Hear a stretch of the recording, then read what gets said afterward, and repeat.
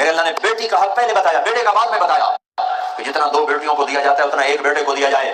कौन जिम्मेदार है जो देता है? पूछो अब्दुल हकीम के बाजार से, तलंबे के बाजार से, कबीर वाला कच्चा पूर्णिया चनो, पूछो कौन है जो बेटियों को हिस्सा देता है? कोई बेटी मांग नहीं सकती, उसको बेगैरत कहा जाता है, उससे बाइकआउट कर दिया जाता है, उससे कथा ताल्लुक कर दिया जाता है। एक माँ के पेट में जगह, एक माँ के पेट में परवान चढ़े, उसी की गोद में पले, उसी की छाती से दूध पिया, एक थाली प्याली में खाने खाए, एक छत के नीचे सोए, और आज बेटे का हिस्सा और बेटी का कोई नहीं। मेरे रब के कुरान का ऐसी खुली बगावत, ये तो हिंदू धर्म में है कि बेटी का कोई हिस्सा नहीं होता, सिर्फ बेटों का हिस्सा होता है। मेरे नबी का दीन बेटी का हिस्सा भी बताता है, बेटे का भी बताता है, और बेवा माँ का भी बताता है। बाप मर गया, माँ बेवा हो गई, 8वां हिस्सा इसको दो। माँ बच्चों से मांगती फिरे, और उस औलाद के लिए जमीन में जिंदा बढ़ जाने का मकाम है कि उनकी माँ उनसे मांग रही हो।